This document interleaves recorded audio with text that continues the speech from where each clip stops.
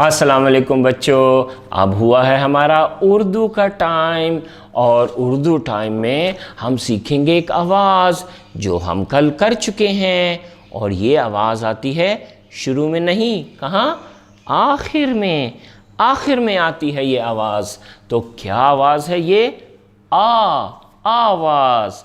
घोड़ा आ, झंडा आ, ताला आखिर की आवाज़ आ। चलिए जी, अब हम देखते हैं एक सफ़ा। आपने मुझे बताना है गौर से सुन के कि इसमें से कौन कौन से लफ्ज़ के आखिर में आ की आवाज़ आती है और किसके आखिर में नहीं आती। तैयार हैं आप लोग? चलिए ये देखिए, इसके ऊपर क्या है? ये कौन सा जानवर है? इसको कहते हैं जी घोड़ा।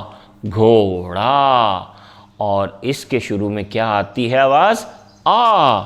और ये रहा आ, ये रहा आ।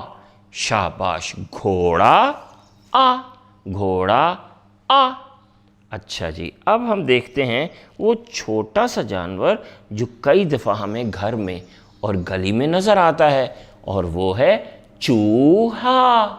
चूहा आ, चूहा। तो इसके शुरू की आवाज़ आ है? सोचें जी, है। शाबाश, चूहा। चूहा आ।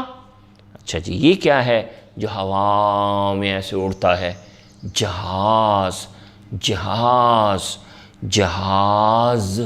ज। तो जहाज़ के आखिर में आ? हाँ? नहीं, नहीं, जहाज़ के आखिर में आ नहीं आता।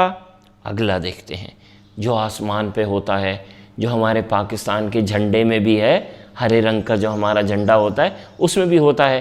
क्या? तारा आ। तारा आ। तो इसके आखिर में कौन सी आवाज़ आ रही है? आ। तारा आ। तारा आ।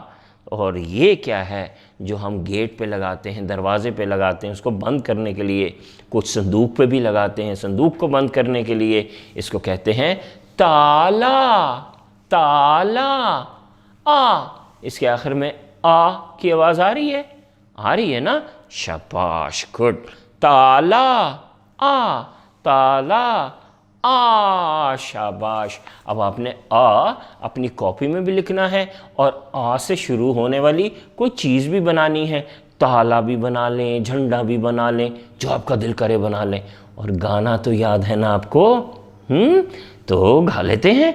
घोड़ा झंडा लेकर भागा, घोड़ा झंडा लेकर भागा, आ है ऊंचा सीधा सादा, आ है ऊंचा सीधा सादा। शाबाश। तो चलें काम करें अपनी कॉपी में। अल्लाह हाफिज़।